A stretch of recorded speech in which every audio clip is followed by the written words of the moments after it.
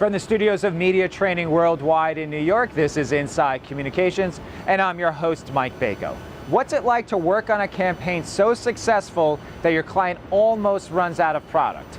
Almost. Today we go inside the campaign for the super successful brand Shellac on Inside Communications with Red PR's Julia Labaton, coming up next.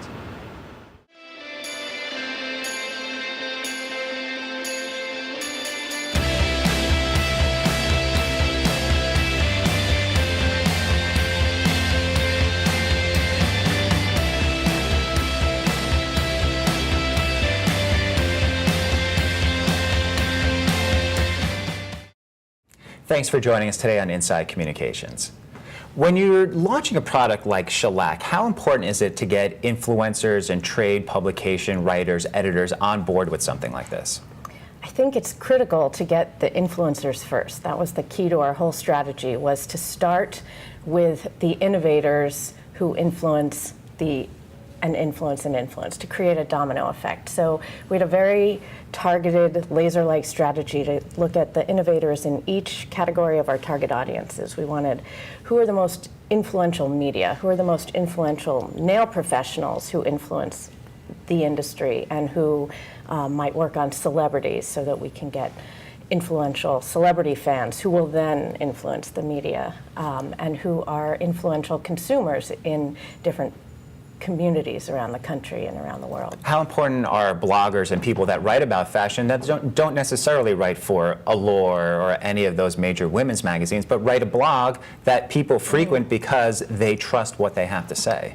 Some of the bloggers are so influential. I mean, the blogosphere, as we all know, is expanding by the minute, and some of the bloggers, they were some of our key targets in the very beginning.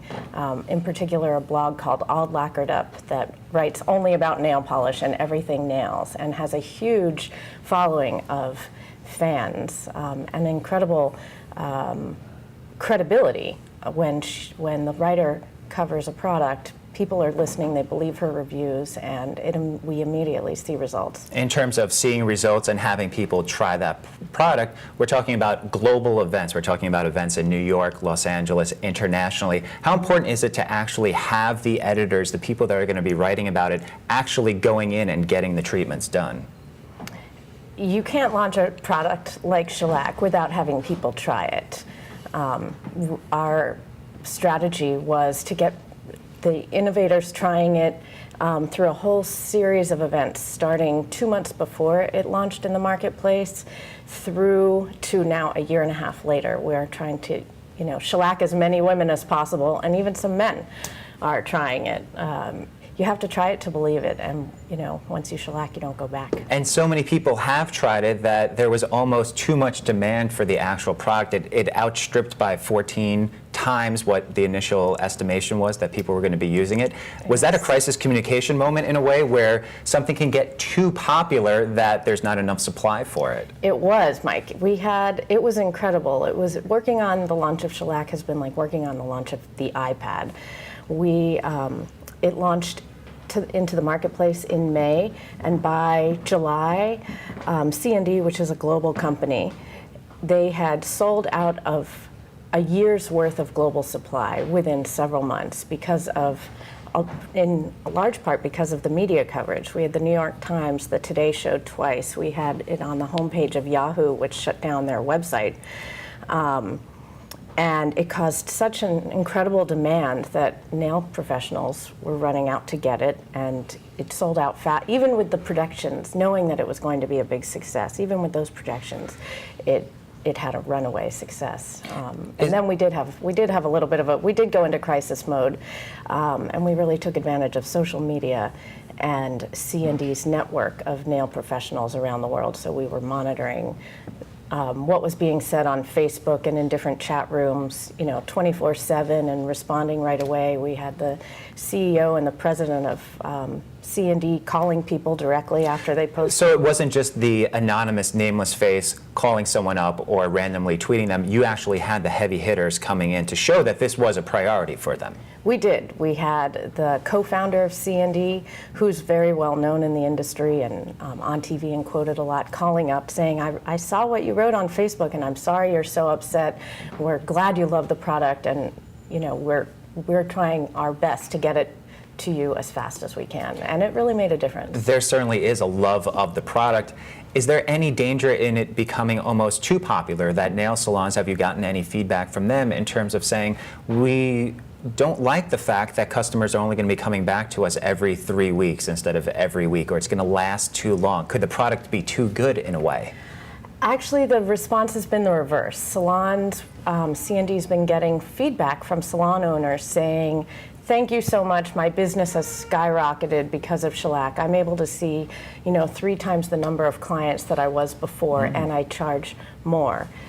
So for the salon, it's a business driver. For the woman who's going in to get a service, it's a huge convenience and, in the end, a money saver, because you don't have to go back to the salon every week. You can go back every 2 or 3 weeks. You don't have to worry about it in between. So you save that time and you save the money. And so we've had salons, actually a salon here in New York, not far from here. The woman said to me, she's like, my rent's gone up so high, I was thinking of going out of business, but thanks to shellac, my business is now booming and I'm not closing my doors. So business was booming for shellac, for these nail salons. How about post-launch now? What are some of the steps that are going to be taken to continue this ball rolling, to continue to get the word out to women and to men, as you mentioned? We'll get back to the men in a little bit and see what a market that is for them. But how about post-launch in terms of continuing this momentum? We are, actually, as we were just talking about, we just did a flash mob in New York City during Fashion Week. We've been trying to ensure that anyone who hasn't tried it yet is getting the opportunity to try it. We've got a mobile manicure van traveling around the city, now traveling to other cities. And there are new colors launching every 6 months. And training is going. C&D's now instituted a salon certification program, so that if a person goes into a salon, they know they're getting the real deal. There's a lot of now copycats saying, it's almost become like a verb or a noun, like Q-tip or Kleenex is synonymous with a certain type of product. Now people are thinking that sometimes that they're getting a shellac manicure and getting a gel manicure, which is very different. So there's a big education process now to make sure you know the consumer knows what to look for, and the salons that are offering it properly are shellac certified.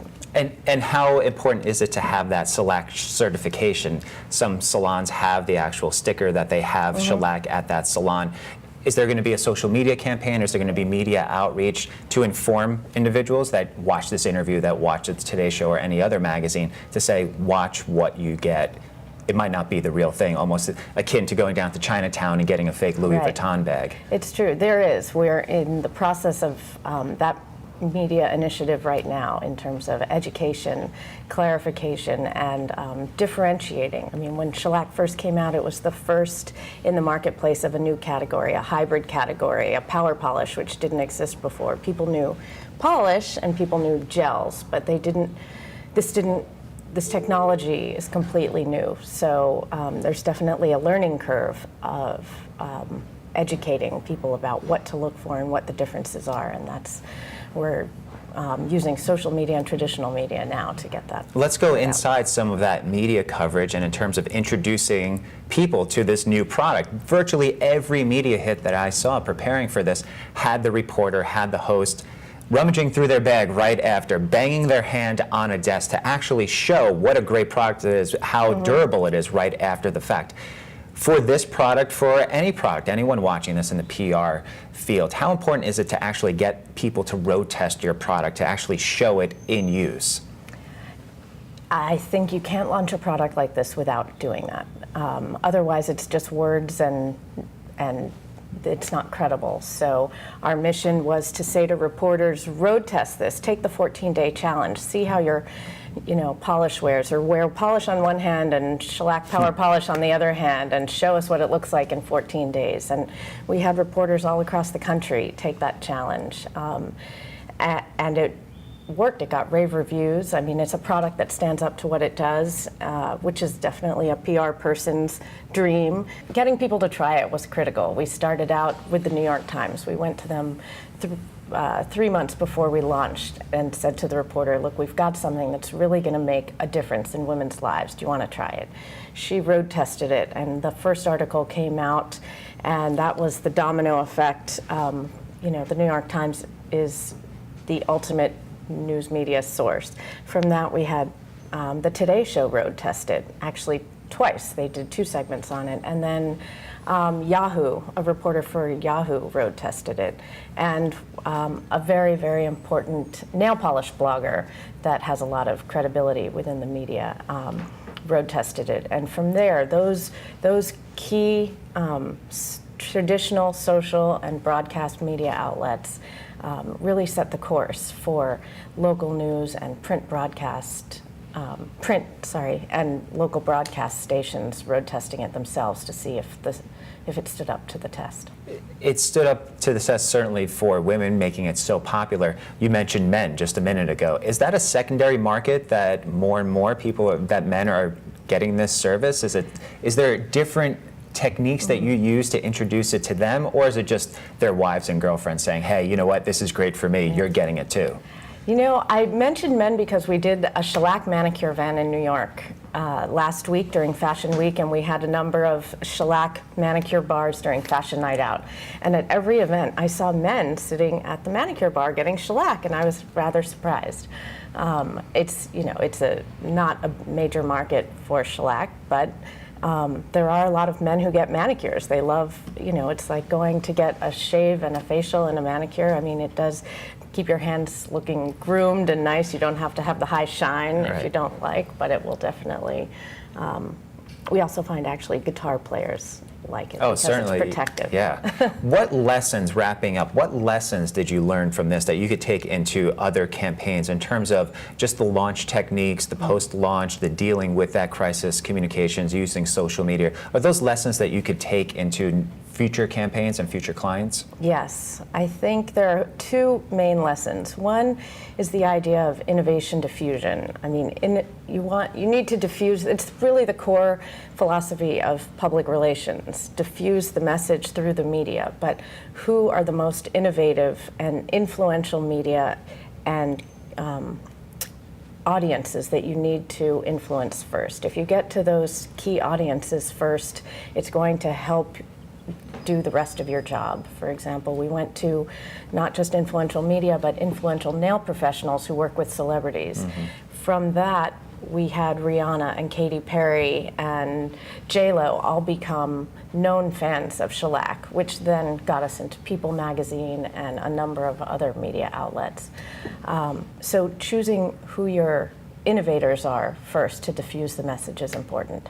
And we really saw that theory come to life vividly with this launch. And secondly, a lesson that you can never take for granted is the internet has no boundaries. Mm-hmm. When C&D did a training in the Netherlands for shellac, and the timing was different than the launch in the United States. A blogger in the Netherlands mentioned it long before our media strategy was going into effect. So we needed to react immediately to make sure that it wasn't, going to impair this very well-crafted strategy that we had put together. And it was actually a nail polish blogger who we have a good relationship with, who pointed it out to us. So never take for granted your media strategy being domestic versus international. You have to think